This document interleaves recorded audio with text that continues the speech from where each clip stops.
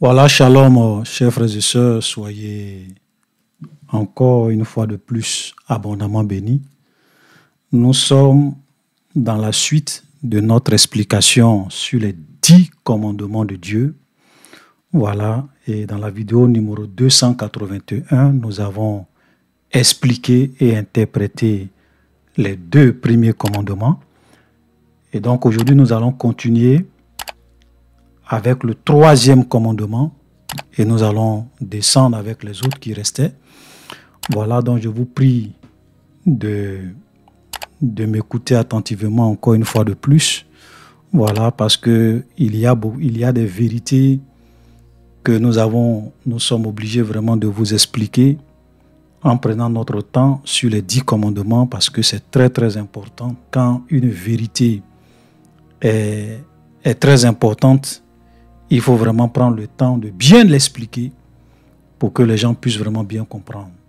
Voilà. Et être libre. Et avoir la connaissance qui va les rendre libres. Jésus a dit, vous connaîtrez la vérité et la vérité vous affranchira.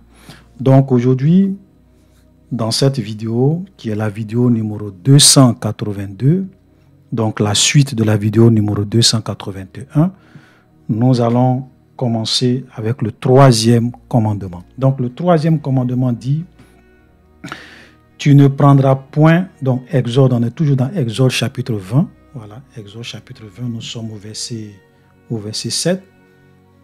Tu ne prendras point le nom de l'Éternel ton Dieu en vain, car l'Éternel ne laissera point impuni celui qui prend son nom en vain. Voilà, donc ça c'est un commandement qui est très important, ok? Parce que là Dieu dit, tu ne dois pas prendre son nom en vain. Et Dieu dit encore que lui l'Éternel, il ne laissera pas impuni, il ne laissera point impuni celui qui prend son nom en vain. Donc quand tu impliques le nom de Dieu dans quelque chose, quand tu utilises le nom de Dieu, tu ne dois pas prendre ce nom-là en vain. Il y a des gens qui viennent, oui, je jure au nom de Dieu. Pourtant, ils savent qu'ils sont en train de mentir. Oui, je jure au nom de Dieu. Ce que j'ai dit là, c'est la vérité. Je jure ce que je vais faire, ce que je t'ai dit que je vais faire là, je vais faire au nom de Dieu. Je jure au nom de Dieu, je vais le faire. Pourtant, ils savent qu'ils sont en train de mentir, ils savent qu'ils ne vont pas le faire, ils savent qu'ils vont dire quelque chose qui n'est pas vrai. C'est très dangereux de prendre le nom de Dieu pour faire des faux coups, de prendre le nom de Dieu pour tromper les gens, de prendre le nom de Dieu pour faire des choses, ou bien même prêter des serments, voilà, que tu ne vas pas respecter. De jurer au nom de Dieu que tu vas faire, ou bien tu vas t'engager à faire quelque chose, ou bien utiliser le nom de Dieu pour tromper les gens, pour exploiter les gens, pour mentir aux gens. C'est très dangereux. Donc en Israël, les gens savaient que prendre le nom de Dieu en vain, Dieu ne va pas te laisser impuni. C'est lui-même qui l'a dit. Je ne laisserai point impuni celui qui prend mon nom en vain. Donc quand les gens devraient dire quelque chose au nom de Dieu, quand les gens devraient jurer au nom de Dieu, quand les gens devraient parler en jurant au nom de Dieu, tout ce qu'ils devraient dire, ils devraient réellement dire la vérité, honorer les engagements, honorer les serments et ne jamais utiliser le nom de Dieu vainement, en vain. Alléluia. Malheureusement, aujourd'hui, vous avez des chrétiens qui prennent le nom de Dieu en vain. Des pasteurs même qui viennent utiliser le nom de Jésus pour s'enrichir, pour exploiter les gens dans leur église, pour soutirer de l'argent aux veuves, aux orphelins. Des gens qui viennent utiliser le nom de Dieu pour se bâtir des fortunes en exploitant la pauvreté, la misère des gens. Des hommes de Dieu qui viennent, oui, si tu veux que je prie pour toi, pour que Dieu te guérisse, donne-moi de l'argent. Si tu veux réellement consulter le prophète, il faut donner de l'argent. Oui, cette huile-là, c'est de l'huile d'onction, l'huile de Jérusalem. Voilà, si tu prends cette huile-là, tu vas, ton problème est réglé. J'ai l'onction de Dieu, l'onction de Jésus est sur cette huile, j'ai prié. Et les gens utilisent le nom de Dieu pour s'enrichir. Ils utilisent le nom de Dieu pour tromper. Ils utilisent le nom de Dieu pour égarer les gens. Vous êtes en train de prendre le nom de Dieu en vain. Il y a des gens qui prennent, des pasteurs même qui prennent le nom de Dieu pour faire du business. Vous ne savez pas dans quoi vous êtes en train de vous mettre. Dieu, on joue. Ça dit que, vous savez, vous pouvez vous amuser avec les hommes, vous pouvez vous amuser avec vos parents, vous pouvez souvent, si vous voulez, vous amuser avec vos camarades. Mais venez prendre le nom de l'Éternel en vain, en âme et conscience, pour tromper, pour séduire les gens. Vous êtes sur un chemin très, très, très dangereux. C'est vrai que nous sommes dans le temps de la grâce. Aujourd'hui, Dieu ne punit pas les gens systématiquement. Il est patient, espérant que les gens se répandent et qu'ils viennent à la connaissance de la vérité. Mais si tu meurs dans ça,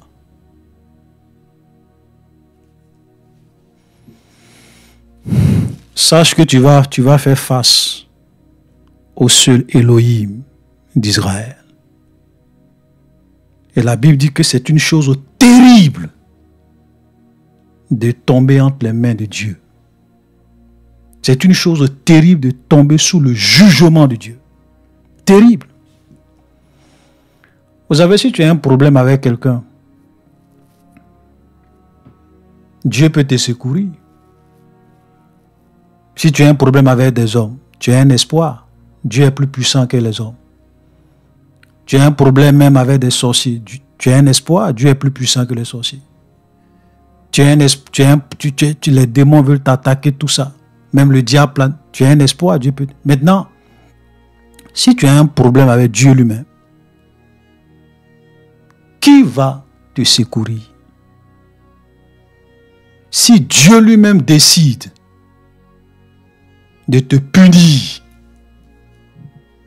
qui peut t'arracher de la colère et de la main de l'Éternel? Personne. Alléluia. C'est pour cela que, chers frères et sœurs, nous devons faire beaucoup attention à ne jamais prendre le nom de l'Éternel notre Dieu en vain, à ne jamais utiliser le nom de Dieu pour exploiter les gens, pour mentir aux gens, pour escroquer les gens.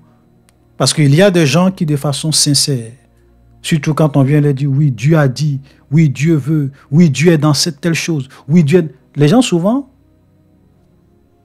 comme on a dit Dieu, eux souvent, comme beaucoup de personnes aujourd'hui n'ont pas le discernement, ils acceptent, ils s'engagent.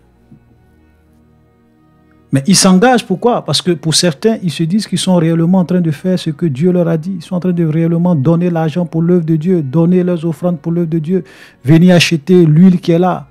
Parce que réellement, ça vient de Dieu. Parce qu'on a dit Dieu, parce qu'on a dit Jésus. Ils croient.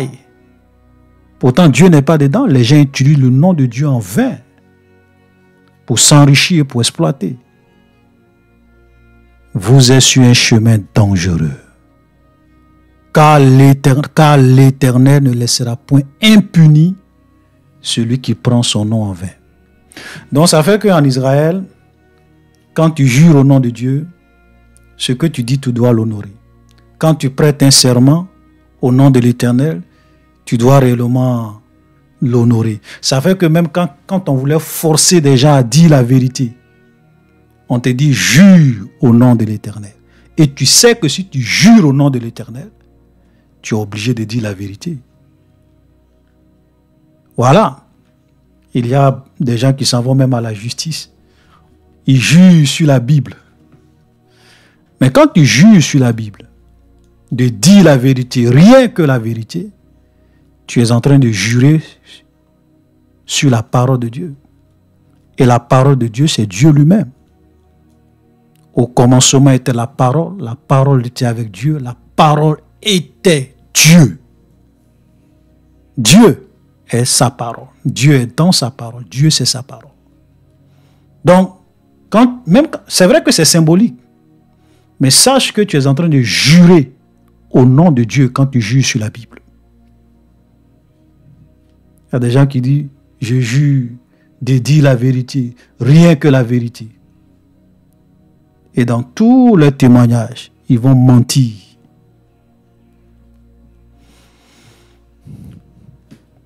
Repends-toi. Alléluia.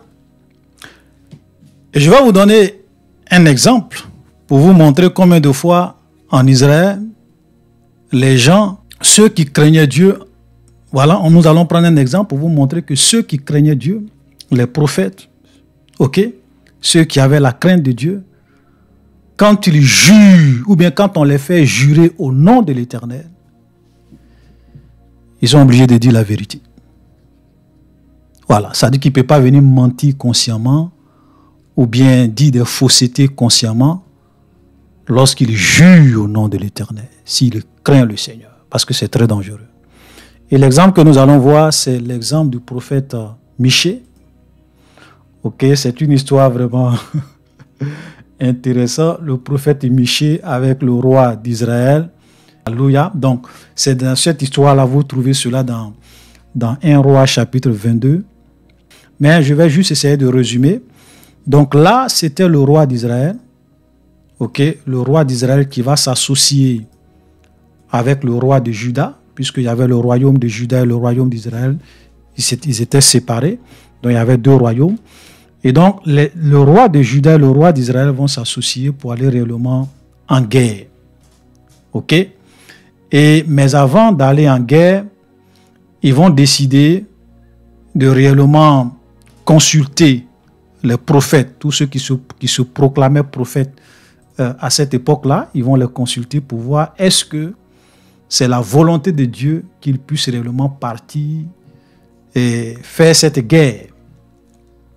Voilà.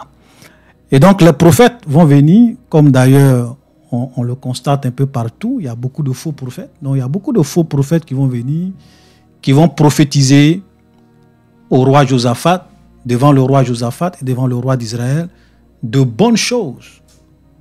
Voilà. Donc on va lire un peu. C'est vrai que c'est un peu long, mais je vais quand même lire. On resta 3 ans sans qu'il y ait guerre entre la Syrie et Israël. La 3e année, Josaphat, roi de Juda, descendit auprès du roi d'Israël. Le roi d'Israël dit à ses serviteurs, « Savez-vous que Ramoth en Galaad est à nous, et nous ne nous inquiétons pas de le reprendre des mains du roi de Syrie. » Et il dit à Josaphat, « Veux-tu venir avec moi attaquer Ramoth en Galaad ?» Josaphat répondit au roi d'Israël, « Nous irons, moi comme toi, mon peuple comme ton peuple, mes chevaux comme tes chevaux. » Puis Josaphat dit au roi d'Israël, « Consulte maintenant, je te prie, la parole de l'Éternel. » Donc, ils vont décider d'aller consulter les prophètes pour voir quelle est la parole de l'Éternel concernant ce projet de guerre qu'ils veulent mener. Alléluia. Le roi d'Israël rassembla les prophètes au nombre d'environ 400 et leur dit, « Irai-je attaquer Ramoth en Galaad ou dois-je y renoncer ?» Il répondit, « Monte, et le Seigneur la livrera entre les mains du roi. » Vous comprenez? Donc tous ces 400 prophètes, bon, on dit environ, tous ces prophètes, plus de 400 ou bien environ 400 prophètes, ils vont tous prophétiser de bonnes choses au roi. C'est-à-dire que ce que le roi voulait entendre, c'est ce qu'ils ont dit au roi. Non, il faut monter, tu auras la victoire. Alléluia. Tu vas avoir la victoire. Mais regardez ce qui va se passer par la suite. Mais Josaphat dit, n'y a-t-il plus ici aucun prophète de l'Éternel par qui nous puissions le consulter? Le roi d'Israël répondit, il y a encore un homme par qui l'on pourrait consulter l'Éternel, mais je le hais, car il ne me prophétise rien de bon, il ne prophétise que du mal. C'est Michée, fils de Jimla, et Josaphat dit que le roi ne parle pas ainsi. Vous comprenez? Regardez très bien ce que le roi d'Israël va dire. Il rassemble les 400 prophètes. Ces prophètes-là lui prophétisent de bonnes choses, des choses qu'il a envie d'entendre. Roi, tu auras la victoire, Dieu avec toi, vas-y. Et Josaphat va dire, mais est-ce qu'il n'y a pas un autre prophète? Parce qu'ils veulent, en fait, Josaphat veut s'assurer que tous les prophètes qui sont là parlent d'une même voix. Pour être sûr que réellement, il n'y a pas de voix discordante, ou bien peut-être qu'il y a quelque chose, ou bien peut-être que ceux-là se trompent. Mais si tous les prophètes, tous ceux qui sont prophètes disent la même chose, c'est que là, on peut quand même être sûr que Dieu a parlé. Donc, Josaphat dit, est-ce qu'il n'y a pas quelqu'un d'autre? Et il y avait effectivement quelqu'un d'autre, mais ce quelqu'un d'autre-là n'a pas été invité. Pourquoi? Et le roi te dit que parce que regardez, il dit, je hais ce monsieur, il ne me prophétise jamais rien de bon, il ne me prophétise que le mal. Et ce prophète-là s'appelle Michée. C'est pour cela que je ne l'ai même pas invité, parce que je sais que quand il va venir là, il va me dire, il va me prophétiser le mal. Malheureusement, aujourd'hui, nous avons dans l'église aujourd'hui des gens qui veulent aller dans des églises, qui veulent aller vers des hommes de Dieu, vers des prophètes, vers des bishops, qui vont toujours leur enseigner des choses qu'ils ont envie d'entendre. Tu vas voyager, amen. Tu es un champion, amen. Tu vas gouverner, amen. Tu dois impacter le monde, amen. Cours de leadership, cours de coaching, des paroles agréables.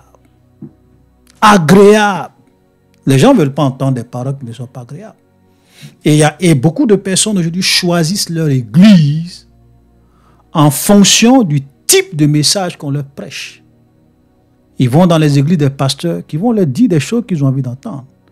Où on ne prêche pas trop sur le péché, on n'insiste pas trop sur le péché, on ne condamne pas le péché. C'est-à-dire, tu peux aller dans cette église, tu peux faire 6 mois, 1 an. On ne parle jamais du péché. Même quand on parle du péché, on survole ça rapidement. Pour ne pas blesser les gens, choquer les gens. On essaie d'habiller un certain nombre de choses. Mais des hommes de Dieu qui prêchent matin, midi, soir sur le péché, qui exposent la vérité. Non, non, non. Vous allez dans leur église, il y a très peu de personnes. Vous allez même sur les chaînes YouTube, Facebook, il y a très peu de personnes. Mais allez-y regarder allez-y regarder les chaînes des faux pasteurs, des faux prophètes. Des centaines de milliers de personnes, ils traînent des foules. Quand ils publient une vidéo comme ça, ça va vite. Les gens partagent. Pourquoi? Parce que le type de message qu'on prêche, ce sont des paroles agréables. Et la Bible est claire, il arriverait un temps où les hommes ne supporteront pas la sainte doctrine, ayant la démangeaison d'entendre des choses agréables. Ils se donneront une foule de docteurs qui vont leur enseigner des choses qu'ils ont envie d'entendre. Nous sommes dans les temps dans lesquels nous sommes. Donc quand vous voyez des chrétiens qui vont dans un certain type d'église pour entendre un certain type de message, c'est ce que la Bible a prophétisé. La Bible dit qu'eux-mêmes, ils vont se donner des docteurs. Parce qu'à partir du moment où tu fais le choix d'aller dans telle église, parce que les gens te prêchent des paroles agréables, tu es en train de te donner toi-même un prophète et un enseignant, parce qu'il va te dire des choses que tu veux entendre, des paroles agréables.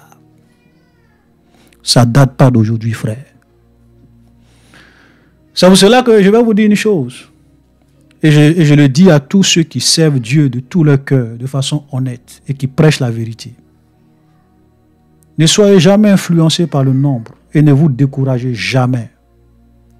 Parce que quand vous publiez des vidéos, il y a 2 ou 3 personnes qui regardent. Ce n'est pas grave. Ce n'est pas grave. Parce qu'il y a très peu de personnes qui trouvent le chemin étroit qui mène à la vie.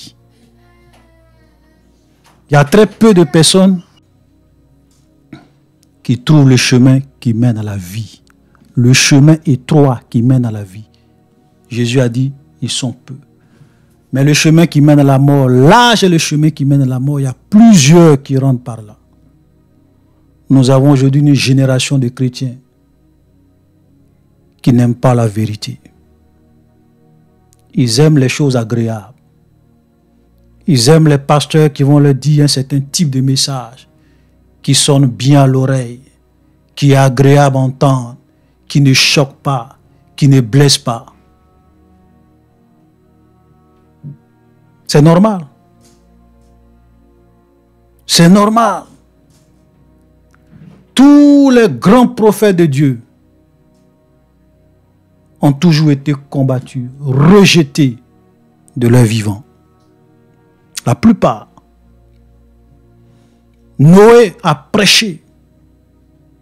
Imaginez le monde, le nombre de personnes qu'il y avait au temps de Noé. Il y a combien qui ont été sauvés? Combien ont accepté le message de Noé? 8 personnes. J'ai dit bien 8 personnes. Et les 8 personnes, c'était les membres de sa famille.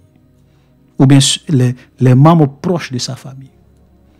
Noé, sa femme, ses 3 fils et la femme de ses 3 fils. Voilà ceux qui ont été sauvés. La vérité n'a jamais entraîné du monde. Alléluia. Même quand Jésus prêchait la vérité, regardez, il y avait des foules qui venaient. D'autres pour être guéris, d'autres pour avoir le miracle, d'autres pour avoir les guérisons.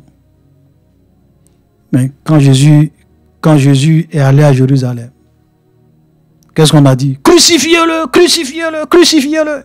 Ces mêmes personnes qui ont vu tous les miracles qu'il a fait, qui l'ont écouté. Voilà l'homme. Alléluia. Donc, chers frères et sœurs, ne vous découragez jamais. La vérité n'a jamais attiré du monde. C'est une réalité. Car le cœur de l'homme est tortueux. L'homme, de façon naturelle, s'il n'a pas été transformé par l'Esprit de Dieu, il n'aime pas la vérité. Et donc, ici, le roi d'Israël va dire, je le hais. Je hais ce monsieur. Il ne me prophétise rien de bon. Il ne prophétise que de mal. C'est Michée, fils de Jimla. Donc, les autres vont... Et maintenant, on va décider d'aller appeler Michée. Voilà, je vais vous laisser lire la suite, puisqu'on n'a pas le temps. Si on veut tout lire, ça sera un peu. Donc, on va aller appeler Michée. Et regardez quand Michée va venir. D'abord, il y a quelque chose qui me plaît. Il dit Sédécias, verset 11, Sédécias, fils de Kénaa, s'était fait des cornes de fer et il disait, ainsi parle l'Éternel, avec ces cornes tu frapperas les Syriens jusqu'à les détruire. Donc ça, Sédécias, c'était un faux prophète qui disait, ah voilà, ces cornes, c'est comme cela que tu frapperas les Syriens. Et tous les prophètes prophétisaient la même chose en disant, monte à Ramoth en Galade, tu auras du succès, l'Éternel la livrera entre les mains du roi. Le messager qui était allé appeler Élisée lui parla ainsi. Regardez, donc on envoie un messager pour aller appeler Michée. Mais quand il arrive, voilà, il dit, et voilà ce qu'il va dire à Michée. Voici les prophètes d'un commun accord prophétisent du bien du roi. Que ta parole soit comme la parole de chacun d'eux. Annonce du bien. Michée répondit, l'Éternel est vivant, j'annoncerai ce que l'Éternel me disait. Vous voyez, donc, la personne même qui vient appeler Michée, dit à Michée, vraiment, s'il te plaît, tu vois, tous les prophètes, plus de 400 prophètes, eux tous, ils sont en train de prophétiser de bonnes choses au roi. Donc, quand tu vas venir là, il faut faire comme eux. Faut pas dire la vérité. Faut dire ce que le roi a envie d'entendre. Et donc, quand Michée arrive, vraiment, c'est une histoire qui est très intéressante. Ok? Michée arrive. Lorsqu'il fut arrivé auprès du roi, le roi lui dit, Michée, irons-nous attaquer Ramoth en Galaad ou devons-nous y résister? Il lui répondit, monte, tu auras du succès. L'Éternel la livrera entre les mains du roi. Donc Michée arrive. Michée lui dit, monte, tu auras du succès, roi. L'Éternel va la livrer entre les mains du roi. Regardez le verset 16. Et le roi lui dit, combien de fois me faudra-t-il te faire jurer de me dire que la vérité au nom de l'Éternel? Parce que le roi savait que ce que Michée a dit là, il savait que Michée n'a pas prophétisé. Il savait que ce que Michée a dit là, ce n'était pas une prophétie, ce n'était pas inspiré par Dieu. Pourquoi? Vous savez ce que Michée a fait? Il n'a pas tort. Hein? Parce que Michée a compris que voilà quelqu'un, quand il m'appelle, je lui dis toujours la vérité. Et parce que je lui dis la vérité, il ne m'écoute pas. Il me hait. Je suis devenu son ennemi parce que je lui dis la vérité. Donc, bon, roi, comme tu veux qu'on te dise ce que tu as envie d'entendre, il n'y a pas de problème. Il faut partir, tu auras la victoire. Dieu va te donner la victoire. L'Éternel va te donner la victoire. Tu vas vaincre tes ennemis. Tu vas gagner cette guerre. Vas-y. Vous savez, ce que Michée fait, c'est un peu comme si, quand tu connais quelqu'un et que tu as l'impression que la personne, malgré toute la vérité que tu lui as dit par le passé, il ne veut rien comprendre, et que c'est quelqu'un qui aime entendre les choses agréables, il faut souvent l'encourager dans ses voies. Donc Michée est en train d'encourager le roi. Il dit, va, tu auras la victoire. Ici, là, ce n'est pas que Michée a prophétisé au nom de l'Éternel. Michée lui a dit ce qu'il avait envie d'entendre, parce que Michée le connaît. Alléluia. Maintenant, pour pousser Michée à prophétiser selon l'ordre de l'Éternel, à lui dire la vérité, il dit, combien de fois je vais te faire jurer au nom de l'Éternel de me dire la vérité. Il faut jurer que tu vas me dire la vérité. Et dis-moi la vérité. Parce que le roi savait que aucun prophète ne doit prendre le nom de l'Éternel, son Dieu, en vain. En Israël, tu ne peux pas dire, je jure au nom de Dieu, prends le nom de l'Éternel et ne pas dire la vérité et ne pas prophétiser selon la pensée de Dieu et dire ce que tu as envie de dire. Non. Alléluia. Donc ça, c'est vraiment quelque chose de très important. Vous voyez comment le nom de l'Éternel était vraiment considéré. Ça veut dire que les gens avaient de la crainte pour le nom de l'Éternel. Tu ne peux pas utiliser le nom de Dieu et dire n'importe quoi. Et regardez par la suite, ensuite, regardez ce qui va se passer. Il dit, quand le roi va lui dire de jurer, Michée maintenant va lui dire la vérité, Michée maintenant va prophétiser, il dit, je vois tout Israël dispersé sur les montagnes, comme des brebis qui n'ont point de berger. Et l'Éternel dit, ces gens n'ont point de maître, que chacun retourne en paix dans sa maison. Le roi d'Israël répondit à Josaphat, ne t'ai-je pas dit, il ne prophétise sur moi rien de bon, il ne prophétise que du mal. Vous comprenez? Vous comprenez maintenant pourquoi Michée lui a dit ce qu'il avait envie d'entendre? Parce que Michée a compris que ce monsieur-là, c'est quelqu'un qui n'aime pas la vérité. C'est quelqu'un qui n'aime pas entendre la vérité. Donc, je vais lui dire ce qu'il a envie d'entendre.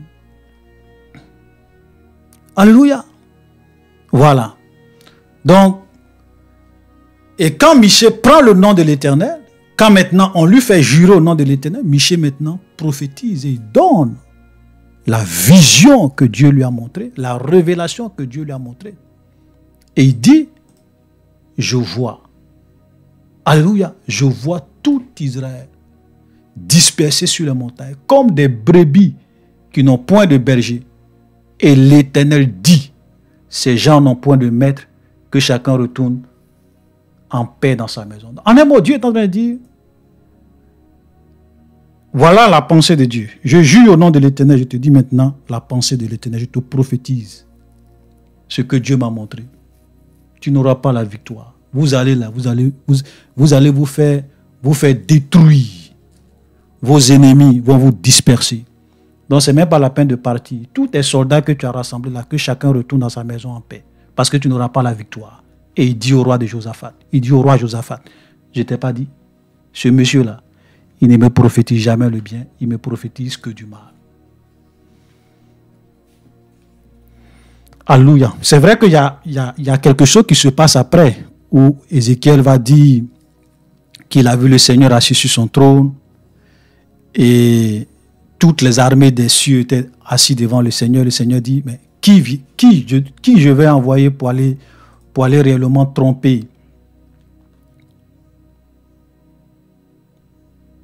ou bien séduire Akab. Ok? Et il y a un esprit qui est venu, qui a dit, moi je vais sortir, je serai un esprit de mensonge dans leur bouche. Donc ça c'est un passage souvent, les détracteurs de la Bible vont venir prendre ce passage et puis vont commencer à faire des interprétations à l'emporte-pièce. Bon, on n'a pas le temps vraiment pour expliquer ça. C'est à peu près comme lorsque les fils de Dieu se rassemblent devant Dieu dans le cas de Job, et puis la Bible dit que Satan vient se présenter au milieu d'eux. Voilà. Il y a des réalités souvent, qu'il faut souvent qu'on explique. Je pense que si Dieu nous fait grâce, et si nous avons le temps et la conviction de le faire, peut-être qu'on pourra faire une vidéo où nous allons réellement exposer clairement et expliquer un certain nombre de vérités sur ces genres de passages que les gens souvent, quand ils veulent tordre le sang des Écritures, ils viennent prendre ça, ou bien pour égarer les gens, pour attaquer la Bible, ils vont prendre ce genre de versets parce qu'ils ne comprennent ni les Écritures, ni la puissance de Dieu. Alléluia. Donc, prendre le nom de l'Éternel en vain, c'était quelque chose qui était très dangereux et c'était interdit. Quand tu prêtes serment, tu dois dire la vérité. Mais vous savez, nous les chrétiens, on n'a même pas besoin de jurer au nom de l'Éternel. Jésus le dit clairement, même lorsque tu fais un serment, tu ne dois même pas jurer. Alléluia, dans Matthieu chapitre 5, le verset 33. Matthieu 5, 33. Vous avez encore appris qu'il a été dit aux anciens, tu ne te parjureras point, mais tu t'acquitteras envers le Seigneur de ce que tu as déclaré par serment. Mais moi, je vous dis de ne jurer aucunement, ni par le ciel, parce que c'est le trône de Dieu, ni par la terre, parce que c'est son marchepied, ni par Jérusalem, parce que c'est la ville du grand roi. Ne jure pas non plus par ta tête, car tu ne peux rendre blanc ou noir un seul cheveu. Que votre parole soit oui, oui, non, non. Tout ce qu'on y ajoute vient du malin. Ici, on dit que votre parole soit oui, oui, non, non. Tout ce qu'on y ajoute vient du malin. Ici, la Bible n'est pas en train de dire que quand on te pose une question, tu dois dire oui ou bien non. Oui, c'est-à-dire toi, ta réponse, ça doit être oui ou bien non. Ce n'est pas ce qu'on est en train de dire. Ce que Jésus est en train d'exprimer ici, c'est de dire que tu dois être un homme et une femme de parole. Quand tu t'engages à faire quelque chose, quand tu dis que tu vas faire quelque chose, quand tu promets de faire quelque chose, il faut le faire. Que ton oui soit oui. Que ton non soit non. Malheureusement, aujourd'hui, vous avez des églises où, quand vous allez, vous ne pouvez même pas faire confiance aux chrétiens parce qu'ils n'ont pas de parole. Ils n'ont pas de parole. Le gars, il t'a dit quelque chose aujourd'hui. Demain, il va changer. Le gars, il s'est engagé à faire quelque chose. Il va faire le contraire. Des menteurs. Des hommes dont la parole vaut zéro. Et ils se disent qu'ils sont chrétiens enfants de Dieu. illusion. Illusion. Alléluia. Il y a des chrétiens, même quand ils parlent, tu es obligé de leur dire, il faut jurer. Même souvent, quand il dit, je jure au nom de Dieu, il va mentir. Il prend le nom de l'Éternel, son Dieu, en vain. Nous, les chrétiens, on ne jure pas, on n'a pas besoin de jurer. Quand je dis oui, c'est oui. Ma parole est aussi fiable que comme si je jurais au nom de l'Éternel. Quand je dis, je jure au nom de l'Éternel, je vais faire ça. Et puis je dis, je vais faire ça. C'est la même chose pour un chrétien. C'est-à-dire qu'un chrétien qui dit, je vais faire ça, c'est comme s'il avait juré au nom de Dieu, il va le faire. Parce que c'est un homme de parole. Son oui, c'est oui, son non, c'est non. Ce n'est pas quelqu'un qui est dans le mensonge, dans la duplicité, dans la falsité. C'est-à-dire qu'il dit quelque chose, demain, il dit non, ce n'est pas lui qui a dit ça. Il promet de faire quelque chose, il ne fait pas. Il dit oui aujourd'hui, demain il dit non. Hein? Oh boy! C'est terrible. C'est terrible. Ils n'ont aucune parole. Parce qu'ils ne connaissent pas le Dieu. Même les gens de l'Ancien Testament qui juraient au nom de Dieu pour dire la vérité, ils sont plus fiables que certains chrétiens. Alléluia. Donc c'est triste.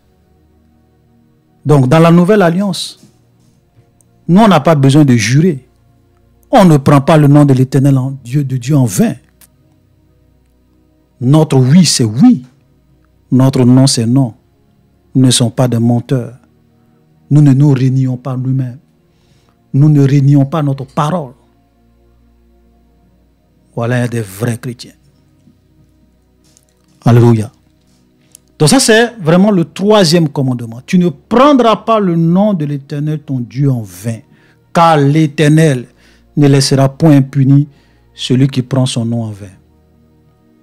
Quand vous voyez quelqu'un qui n'a pas de parole, ne lui faites jamais confiance. Quelqu'un qui n'a pas de parole, il ne faut jamais lui faire confiance.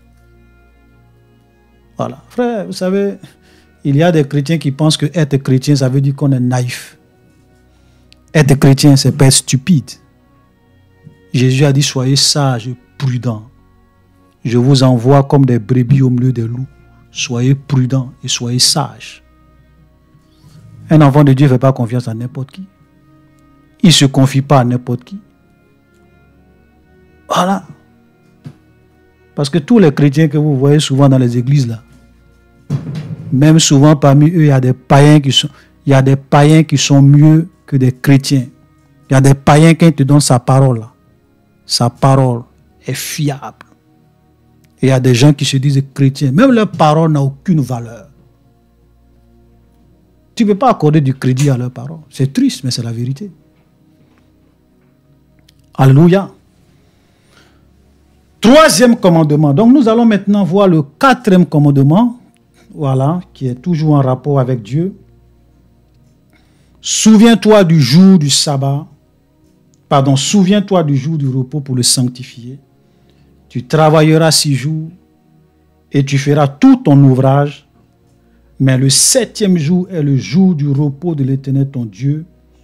Tu ne feras aucun ouvrage, ni toi, ni ton fils, ni ta fille, ni ton serviteur, ni ta servante, ni ton bétail, ni l'étranger qui est dans tes portes. Car en 6 jours, l'Éternel a fait les cieux, la terre et la mer, et tout ce qui y est contenu, et il s'est reposé le 7e jour. C'est pourquoi l'Éternel a béni le 7e jour et l'a sanctifié. Donc, voilà, ce 4e commandement, c'est un commandement aujourd'hui qui fait aussi l'objet de beaucoup de controverses. Voilà, cette question de sabbat, cette question de comme on appelle, du jour du repos. Des chrétiens vont vous dire, bon, vous les chrétiens, vous avez transformé le jour du sabbat du samedi au dimanche, parce que dans la loi de Moïse, le jour du sabbat, le jour du repos, c'était le samedi. Ce n'est pas le dimanche, c'est le samedi. Donc, c'est le samedi qui était le jour du repos. Maintenant, pourquoi est-ce que nous, les chrétiens, aujourd'hui, au lieu d'observer le sabbat, non seulement nous n'observons pas le sabbat, mais nous avons même déplacé le jour du sabbat. C'est le dimanche que nous prenons pour nous retrouver, pour louer Dieu, alors que normalement, c'est le samedi qu'on doit prendre pour se retrouver, pour louer Dieu, pour glorifier Dieu, parce que c'est le jour du repos. Voilà. Donc, on va essayer de prendre le temps pour essayer de vous expliquer un certain nombre de vérités. La première vérité que je voulais d'abord expliquer, c'est que, vous savez, si vous ne lisez pas la Bible correctement, vous allez souvent vous tromper gravement. D'abord, concernant le jour où on doit adorer Dieu, le jour où on doit prier Dieu, c'est le samedi ou c'est le dimanche. La vérité que vous allez retrouver dans toute la Bible, c'est que Dieu n'a jamais dit que le jour du sabbat, c'est le jour où on doit l'adorer.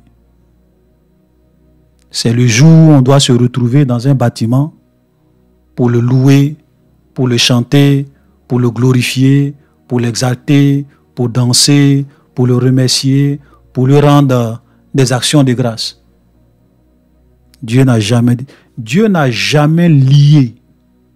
Il n'y a pas un seul verset dans la Bible qui lie le jour du sabbat ou bien qui définit le jour du sabbat comme étant un jour où on doit venir l'adorer, le célébrer, le chanter, où on doit se retrouver dans un bâtiment pour l'exalter, pour le glorifier. Ça n'existe pas. Donc, d'abord, cette histoire de quel jour on doit choisir pour se retrouver, pour louer Dieu, pour adorer Dieu, c'est un faux débat.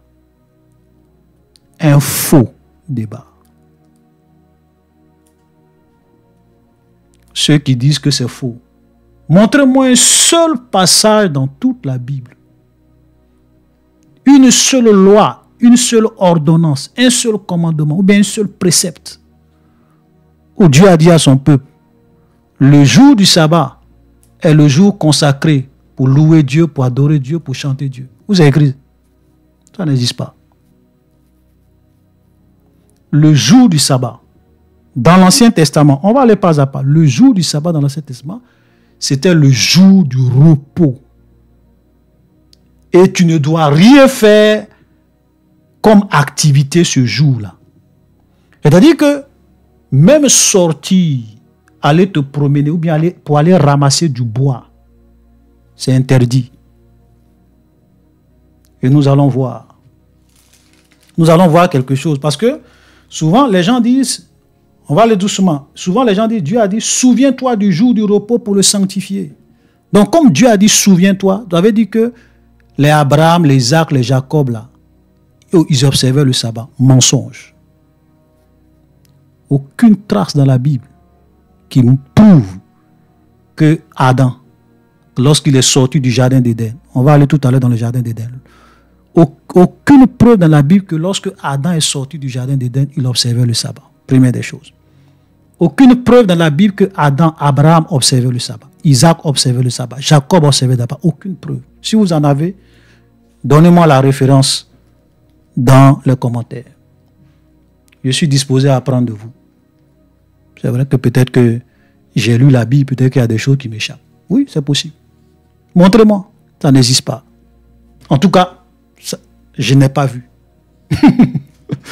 Voilà, pour ne pas vous décourager, pour dire, ah, tu dis ça n'existe pas, et puis tu nous demandes en même temps de te montrer. Ok, en tout cas, je n'ai pas vu. Maintenant, quand Dieu dit souviens-toi, pourquoi Dieu dit à son peuple souviens-toi? Parce que Dieu avait parlé du sabbat à son peuple dans Exode. Avant Exode 20, dans Exode chapitre 16, à partir du verset 23, Dieu avait déjà institué le sabbat pour les enfants d'Israël. Et comme lorsque Dieu leur a donné la manne, cette nourriture qui venait du ciel, qui se levait chaque matin dans le désert pour prendre, le jour où Dieu leur a donné la manne comme la nourriture, Dieu leur a fait comprendre, Dieu leur a expliqué qu'ils doivent observer désormais le sabbat. On va lire. Et c'est parce que dans Exode chapitre 16, Dieu déjà leur établit le sabbat, que dans Exode 20, il a dit souvenez-vous, souviens-toi, souviens-toi. Pourquoi souviens-toi? Parce que je t'ai déjà parlé du sabbat dans Exode chapitre 16. C'est pas parce que Abraham observait le sabbat, Moïse et Isaac observaient le sabbat, Jacob observait, ça n'a rien à voir. Le souviens-toi ici là. Ça n'a rien à voir avec souvent l'interprétation que certaines personnes donnent. Dans Exode chapitre 16, voilà ce que l'Éternel de Dieu dit. L'Éternel dit à Moïse, on va commencer à partir du verset 22. Le 6e jour, il ramassait une quantité double de nourriture, de 2 homères chacun. Tous les principaux de l'assemblée vinrent le rapporter à Moïse. Donc, chaque jour dans la semaine, il y avait une certaine quantité de nourriture que le peuple devrait ramasser. Une certaine quantité de la manne qu'il devait ramasser pour se nourrir chacun. Maintenant, le 6e jour, Dieu leur donnait le double de la ration journalière. Parce que le 7e jour était le jour du sabbat et il ne doit pas sortir pour aller ramasser la nourriture. Parce que c'est le jour du repos. Et Moïse leur dit, c'est pourquoi l'Éternel c'est ce que l'Éternel a ordonné. Demain, écoutez très bien, c'est ce que l'Éternel a ordonné. Demain est le jour du repos, le sabbat consacré à l'Éternel. Faites cuire ce que vous avez à faire, faites bouillir ce que vous avez à faire bouillir, et mettez-en en réserve jusqu'au matin tout ce qui restera. Vous comprenez? Mais il le laissait jusqu'au matin comme Moïse l'avait ordonné, et cela ne devint point infect, et il s'y mit point de verre. Moïse dit, mangez-le aujourd'hui, car c'est le jour du sabbat. Aujourd'hui, vous n'en trouverez point dans la montagne. Pendant 6 jours, vous en ramasserez, mais le 7e jour, qui est le sabbat, il n'y en aura point. Le 7e jour, quelques-uns du peuple sortirent pour en ramasser, et ils n'en trouvaient point. Alors que c'est interdit. Quelques-uns, puisqu'ils ne savaient même pas c'est quoi le sabbat. Quand Moïse va leur dire, le 7e jour c'est le jour du sabbat, personne ne doit sortir.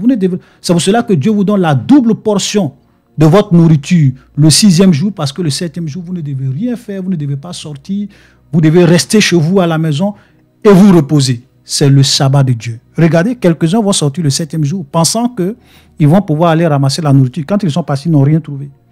Et la Bible dit, alors l'Éternel dit à Moïse, jusqu'à quand refuserez-vous d'observer mes commandements et mes lois? Considérez que l'Éternel vous a donné le sabbat. C'est pourquoi il vous donne au 6e jour de la nourriture pour 2 jours. Que chacun, regardez ce qu'il a dit, que chacun reste à sa place et que personne ne sort du lieu où il est au 7e jour. Le peuple se reposa le 7e jour. Donc la loi du sabbat, le principe du sabbat, a été déjà établi dans Exode chapitre 16. Chacun devait rester chez lui. Chacun ne devrait pas sortir du lieu où il est. Chacun devrait se reposer. Alléluia. Et c'était tellement sérieux. Regardez, un homme dans nombre, souvent les gens qui pensent qu'ils respectent le sabbat, là, vous ne respectez pas le sabbat. Beaucoup de ceux qui pensent qu'ils observent le sabbat, ils n'observent pas le sabbat. Le sabbat tel que pratiqué dans la loi de Moïse, ce n'est pas ce que vous faites. Et je vais vous dire pourquoi ce n'est pas ce que vous faites. Nombre 15. Comme les enfants d'Israël étaient dans le désert, on trouva un homme qui ramassait du bois le jour du sabbat. Le jour du sabbat, où on dit chacun doit rester chez lui, on ne doit rien faire, on ne doit pas sortir pour aller faire des activités, ramasser. Il y a quelqu'un qui est sorti pour aller simplement ramasser du bois. Ramasser du bois. On n'a pas dit qu'il allait, je ne sais pas, faire une grande... Simplement aller ramasser du bois. Ceux qu'il avait trouvés ramassant du bois l'amenaient à Moïse et à Aaron et à toute l'alliance. On le mit en prison car ce qu'on devait lui faire n'avait pas encore été décrété. L'Éternel dit à Moïse, écoutez très bien, cet homme sera puni de mort. Toute l'assemblée le lapida hors du camp. Toute l'assemblée le fit sortir du camp et le lapida. Il mourut. Il mourut comme l'Éternel l'avait ordonné à Moïse. Vous comprenez? Le jour du sabbat, tu n'as même pas le droit de te lever, aller prendre quelque chose, aller déplacer quelque chose, aller faire. On t'attrape. Tu es mort. Tu es mort. Il y a des gens qui prennent le samedi, s'en vont dans les églises. Ils déplacent les instruments, ils ramassent les instruments, ils mettent les instruments ici. Et ils disent qu'ils observent le sabbat. Vous n'observez pas le sabbat. Vous ne savez même pas c'est quoi le sabbat. Arrêtez de distraire les gens. Alléluia. Le jour du sabbat, tu ne dois rien faire. Tu ne dois rien faire. C'est vrai que tu peux te promener, vous pouvez vous rassembler. C'est ce que les gens avaient décidé. C'est-à-dire que comme ils n'avaient rien à faire, ils étaient tous là. Ils ne pouvaient pas faire une activité. Donc, qu'est-ce qu'ils pouvaient? Ils se rassemblaient dans des synagogues pour lire la parole de Dieu. Dieu n'a pas dit que le jour du sabbat, on ne peut pas parler. Donc, les gens se retrouvaient dans des synagogues et ils lisaient la Torah. Vous comprenez? Vous vous dites que vous faites le sabbat. C'est le sabbat, vous prenez, vous allez à l'église. Vous transportez vos instruments de musique dans vos voitures. Vous les faites sortir, vous allez dans l'église, vous branchez, vous faites des activités. Vous dites que vous respectez le sabbat. Si vous étiez au temps de Moïse, vous étiez mort.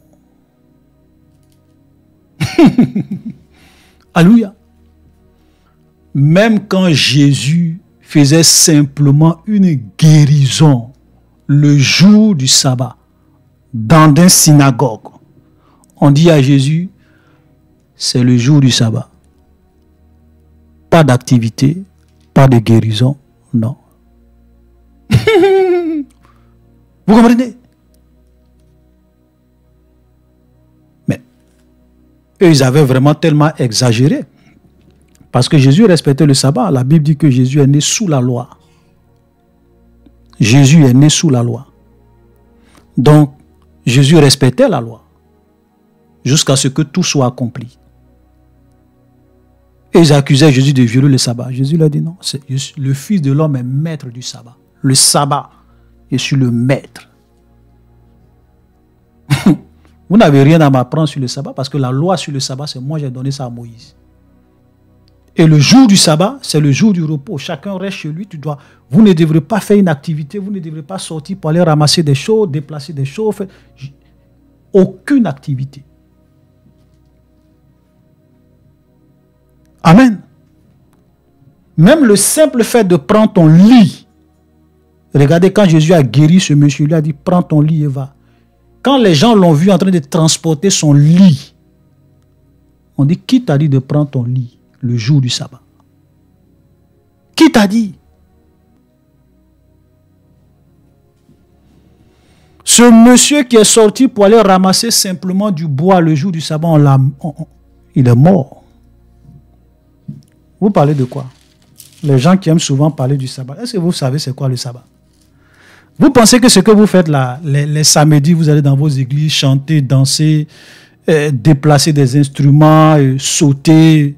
Vous pensez que c'est ça qui a observé le sabbat? Ce n'est pas ça qui a observé le sabbat. Même quelqu'un, ça veut dire que si je veux même aller dans votre sens, je pourrais dire même que celui même qui reste chez lui à la maison, le samedi qui ne sort pas. Le samedi, lui ne sort pas, il est chez lui à la maison. Il ne fait rien, c'est le jour du repos. Il prend la Bible et puis partage la parole de Dieu avec sa famille. Toute la journée, ils sont là, ils échangent, ils causent. Ok? Et puis le dimanche, il prend sa Bible, il prend sa voiture, il s'en va à l'église pour chanter, pour louer, pour glorifier Dieu. Ce monsieur-là, il respecte le sabbat plus que vous. Parce que lui, le jour du sabbat, il est resté chez lui, il n'est même pas sorti.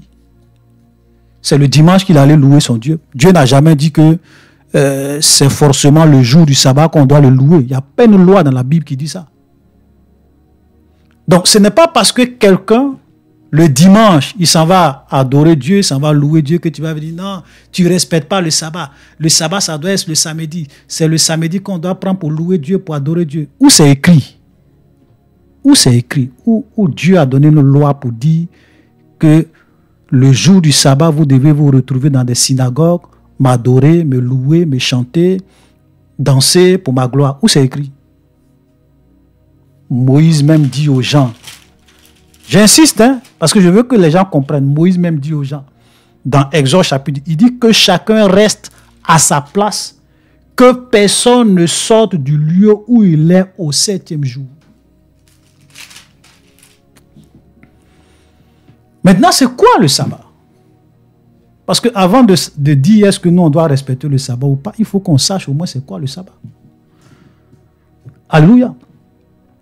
Vous savez, le sabbat, c'est le jour, c'est le repos. Le jour du repos.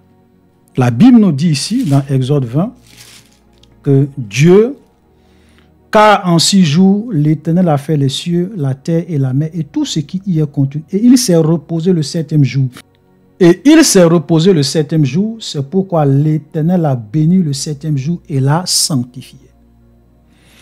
Donc, quand nous allons dans Genèse, nous voyons très bien que Dieu a créé le monde en 6 jours. Même l'homme a été créé le 6e jour.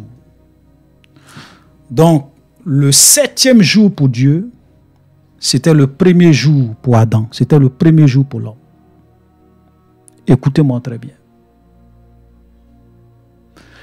Quand Dieu a créé l'homme, Dieu, il a cessé toute son activité. Quand on dit Dieu s'est reposé le 7e jour, c'est simplement pour dire, cela ne veut pas dire que Dieu était fatigué. Pour dire Dieu est tellement fatigué. Je suis fatigué.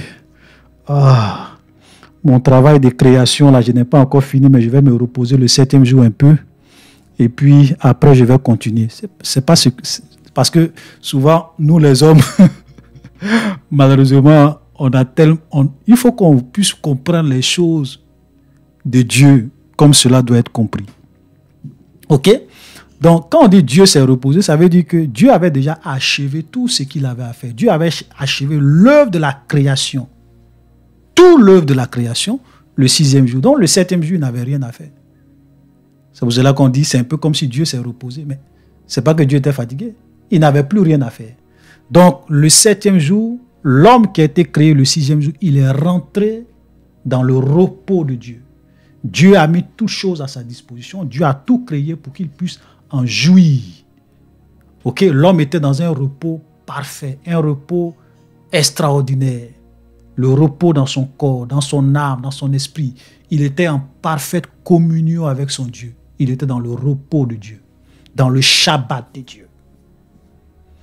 Donc, depuis que Dieu a fini de créer toutes choses en 6 jours, Dieu est dans le repos. Dieu est dans le Shabbat. Et vous savez quand est-ce que Dieu va sortir de son repos? Dieu sort de son repos dans Apocalypse chapitre 21. Parce que là, Dieu sort de son repos et maintenant il rentre dans un nouveau processus de création. Donc Dieu va créer une nouvelle terre et un nouveau ciel. Dieu sort de son repos depuis le jardin d'Éden. Et il rentre maintenant il rentre maintenant dans un processus de création. Dieu crée. Alléluia. Écoutez-moi très bien. On va expliquer parce que les gens, souvent, il faut qu'on rentre dans les profondeurs des choses. Vous comprenez? Voilà. Donc, depuis, quand Dieu crée l'homme, l'homme rentre dans le jardin, l'homme rentre dans le repos de Dieu. Adam était dans le repos de Dieu jusqu'au jour où il a décidé de suivre le diable, de manger l'arbre de la connaissance du bien et du mal, et il a été chassé du jardin d'Éden. Donc quand l'homme sort du jardin d'Éden, il perd le repos de Dieu. Il perd le repos. Il n'a plus le repos de Dieu. Donc, ce que Dieu donne aux enfants d'Israël comme loi dans Exode 16 ou bien même dans Exode 20, c'était une image du véritable repos de Dieu. C'est d'abord la raison pour laquelle la Bible nous dit dans Colossiens chapitre 16, verset 16, Colossiens chapitre 2, verset 16, voilà, on a fait déjà plus d'une heure du temps, donc je commence à être un peu fatigué. Que personne donc ne vous juge au sujet du manger ou du boire, ou au sujet d'une fête, d'une nouvelle lune ou des sabbats. C'était l'ombre des choses à venir. On nous fait comprendre que les sabbats, parce qu'il y avait plusieurs sabbats, le sabbat du 7e jour, le sabbat de la 7e année, voilà. Tous ces sabbats-là, la Bible nous dit que c'était l'ombre. C'était l'ombre. On dit c'était l'ombre des choses à venir. Donc le sabbat du 7e jour, ce n'était rien d'autre que une image du véritable sabbat, du véritable repos que Jésus donne à tous ceux qui croient en lui. Et qu'est-ce que Hébreu nous dit? Hébreu chapitre 10, le verset 1 nous dit, en effet, la loi qui possède une ombre des biens à venir. Regardez très bien cette expression. La loi qui possède une ombre des biens à venir et non l'exacte représentation des choses ne peut jamais, par les sacrifices qu'on offre perpétuellement chaque année, amener les âmes, amener les assistants à la perfection. Donc ici, nous voyons que quand nous prenons la loi possède en elle-même une ombre des choses à venir. Donc le sabbat, même les sacrifices que les gens faisaient, ce n'était pas le véritable, ce n'était pas l'exacte représentation des choses de Dieu. Donc même le sabbat du 7e jour, c'était une ombre, une image du véritable sabbat que Jésus apporte à l'humanité et aux hommes. Alléluia. Il y a plein de choses dans la loi de Moïse, même le tabernacle, même le lieu saint, très saint. Moïse a fait ce modèle, le modèle du tabernacle en fonction du modèle céleste, de ce que Dieu lui a montré. Donc plein de choses dans la loi étaient une ombre du véritable, une image du véritable. Le vrai sabbat, c'est Jésus qui nous l'apporte. Venez à moi, vous tous qui êtes fatigués et chargés, je vous donnerai du repos. Matthieu 11, verset 28. Venez à moi, vous tous qui êtes fatigués et chargés, je vous donnerai du repos. Alléluia. Et Hébreu chapitre 4, le verset 3 nous dit, pour nous qui avons cru, nous entrons dans le repos. Alléluia. Pour nous qui avons cru en Jésus, nous qui sommes venus à Jésus, parce que Jésus est le maître du sabbat, c'est lui le véritable maître, c'est lui qui donne le repos que Adam a perdu, le Shabbat que Adam a perdu dans le jardin d'Éden. Jésus est venu pour nous accorder ce véritable repos, le repos de l'âme, de l'esprit, du corps, le vrai repos en Dieu. Jésus nous accorde ce repos. Donc nous qui avons cru, nous entrons dans le repos de Dieu, dans le Shabbat de Dieu. Ce n'est pas un jour que nous observons. Ce n'est pas un jour que nous observons. On n'a pas dit nous qui avons cru, nous devrons observer un jour du sabbat. Non, on dit nous qui avons cru. Tu as cru ou tu n'as pas cru? Si tu as cru, tu rentres automatiquement dans le repos de Dieu. Tu rentres automatiquement dans le véritable Shabbat de Dieu. Amen. Donc moi, tous les jours, j'observe le sabbat. Tous les jours, je suis dans le sabbat. Donc, mon sabbat, c'est plus un jour. Donc, quand les gens viennent dire, ah, vous observez les 9 commandements, mais vous n'observez pas le commandement sur le Shabbat. Dites à ces gens que c'est vous qui n'observez pas le vrai Shabbat que Jésus a apporté. Parce que vous, votre sabbat, c'est un jour. Nous observons le Shabbat, le véritable Shabbat. Nous sommes dans le véritable Shabbat de Dieu. Donc, nous observons le sabbat de Dieu. C'est vous qui n'observez pas, parce que pour vous, vous observez l'image. Vous observez l'ombre. Vous n'observez pas le véritable. Jésus est venu nous apporter le véritable Shabbat, le véritable repos. Alléluia. Alléluia. Donc, ne venez pas nous accuser de ne pas observer le sabbat. Ne venez pas nous accuser parce qu'on n'adore pas Dieu le samedi, donc on n'observe pas le sabbat, c'est faux. Dieu n'a jamais dit que le jour du sabbat, c'est le jour où on doit le louer, on doit l'adorer, on doit penser à lui. Non, ce n'est pas vrai. Soyons clairs là-dessus. Amen. Soyons clairs sur ça.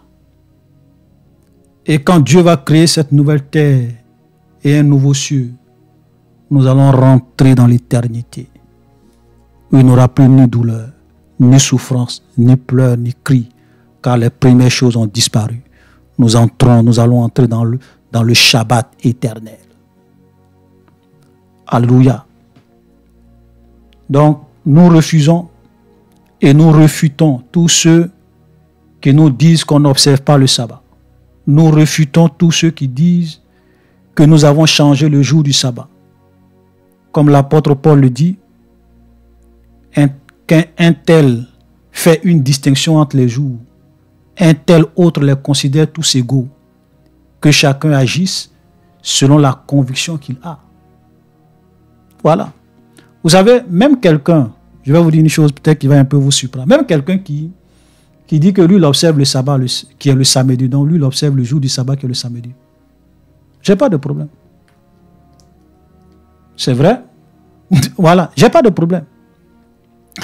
Dieu ne va pas t'envoyer à l'enfer parce que toi, tu décides de choisir le samedi pour te reposer. Pour toi, c'est le jour du repos. Tu fais une distinction entre les jours. C'est pas grave. C'est pas pour ça que Dieu va te rejeter. Alléluia. Vous savez, il y a souvent des petits détails dans la parole de Dieu. Malheureusement, les chrétiens passent leur temps à faire des débats inutiles là-dessus. Moi, si je trouve un frère qui observe le sabbat le samedi, ok, gloire à Dieu, frère, observe ton sabbat, il n'y a pas de problème. Voilà. Un frère qui vient me voir et dit, oui, frère, j'ai été baptisé au nom de Jésus. Est-ce que c'est un bon baptême? J'ai dit, gloire à Dieu, tu as été baptisé au nom de Jésus. Mais où est le problème? Jésus est Dieu. Nous adorons un seul Dieu, unique Dieu. Il y a des gens qui vont venir dire aux chrétiens, oui, tous ceux qui ont été baptisés au nom du Père, du Fils et du Saint-Esprit, c'est un baptême satanique. Vous allez aller à l'enfer. Ça, ce n'est pas un baptême reconnu par Dieu. Ah bon? Parce que quelqu'un a été baptisé au nom du Père, du Fils et du Saint-Esprit. Il va aller à l'enfer. Ok. Maintenant, moi, je te pose une question. Qui a dit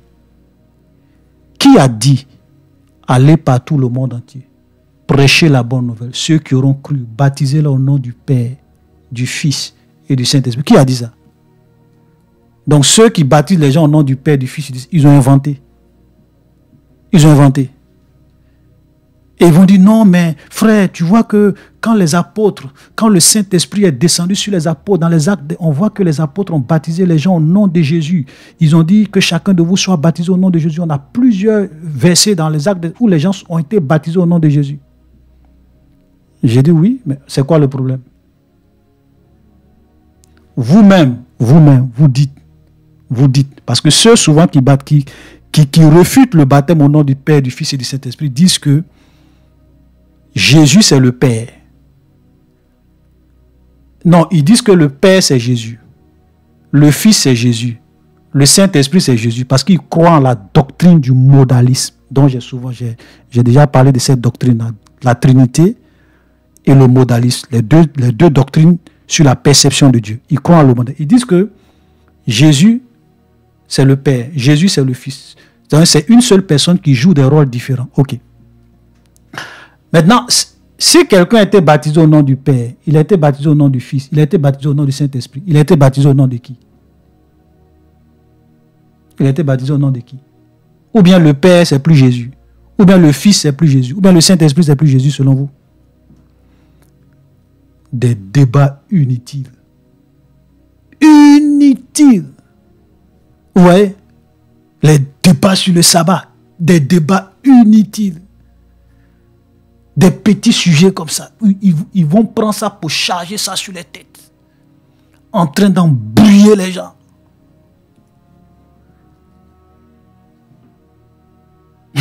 Vous comprenez?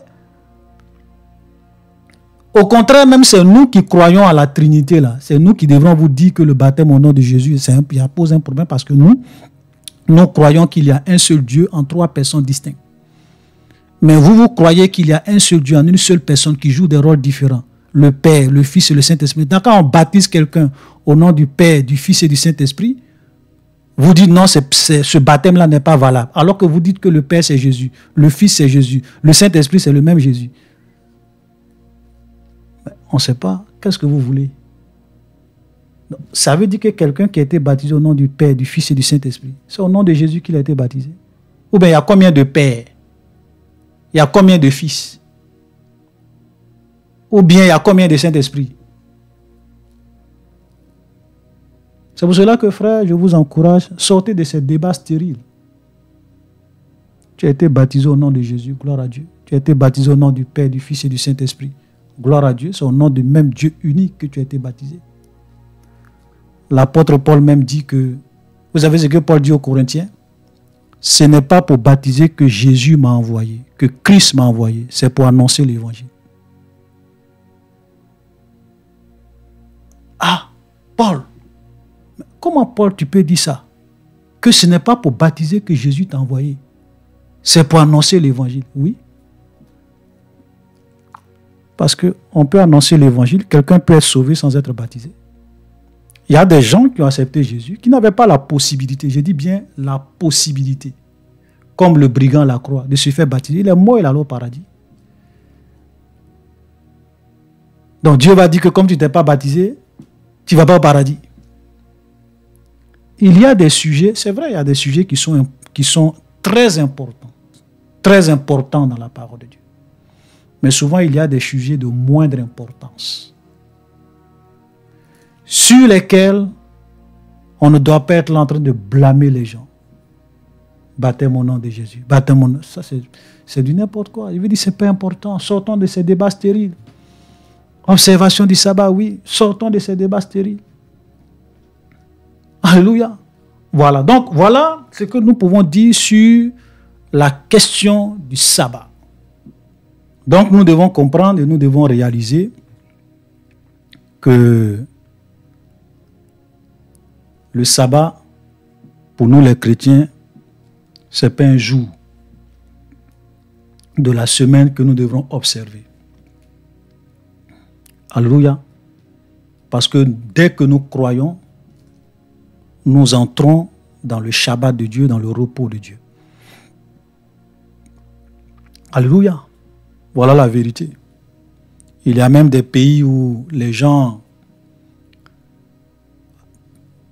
prient Dieu. Il y a d'autres peut-être qui se rassemblent au cours de la semaine. Ils choisissent un jour dans la semaine où ils se rassemblent pour prier Dieu. D'autres c'est vendredi, d'autres c'est mercredi, d'autres c'est samedi, d'autres c'est dimanche. Il y a d'autres même qui ont 2 jours de rencontre dans la semaine, 3 jours de rencontre dans la semaine. Ce n'est pas ça qui est important. C'est ta relation avec Dieu. C'est l'obéissance à la parole de Dieu. C'est ta communion avec le Seigneur. Ta vie de sainteté, de pureté. Voilà ce qui est important. Parce que beaucoup de choses dans la loi étaient une ombre, étaient une image. Ce n'était pas l'exacte représentation du véritable. Il faut comprendre ça une bonne fois pour toutes. Jésus nous a apporté le véritable, il nous a apporté le vrai repos, il nous a apporté le vrai Shabbat. Maintenant, nous allons continuer avec le 5e commandement. Le 5e commandement dit « Honore ton père et ta mère, afin que tes jours se prolongent dans le pays que l'Éternel ton Dieu te donne. » Voilà le 5e commandement. Je répète encore, parce que ça, c'est vraiment très, très fort. Hein. Regardez, on dit, honore ton père et ta mère, afin que tes jours se prolongent dans le pays que l'Éternel, ton Dieu, te donne.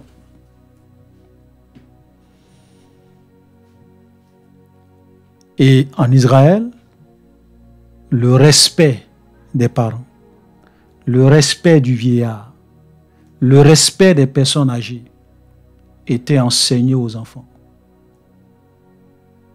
Parce que c'était l'une des conditions, c'est l'une des promesses. La Bible même dit que c'est le premier commandement avec promesse. C'est-à-dire que si tu honores ton père et ta mère, tu vas prolonger tes jours dans le pays que l'Éternel, ton Dieu, te donne. Malheureusement, aujourd'hui, nous sommes dans une société où nous avons affaire à des gens rebelles, à des enfants rebelles. Vous voyez des gens qui parlent à leur maman comme s'ils parlent à leurs camarades de classe. Ils parlent à leur papa comme s'ils parlaient à leurs camarades de classe. C'est terrible. C'est terrible. Et souvent, on est surpris de voir qu'aujourd'hui, ce sont les parents qui enterrent leurs enfants. Vous êtes surpris? Avant, c'était rare. C'est vrai que ça peut arriver, il peut y avoir des accidents, oui. Mais avant, c'est plutôt les enfants qui enterraient leurs parents. Aujourd'hui, vous avez beaucoup de jeunes où ce sont leurs pères, leurs mères qui les enterrent. Une génération de rebelles. Même dans la Nouvelle Alliance, la Bible parle de ça. Honore ton père et ta mère afin que tes jours se prolongent. Alléluia. Vous avez des gens qui ne s'occupent pas de leurs parents, qui ne s'occupent pas de leur maman, qui ne s'occupent pas de leur papa, qui les a mis au monde. Quand leur maman dit quelque chose, et ils disent 10. Leur papa dit quelque chose, ils disent 20. Des rebelles. Et après, quand le diable vient réellement les détruire, ils disent non, ce sont les péchés de mes parents qui me poursuivent, qui sont derrière moi.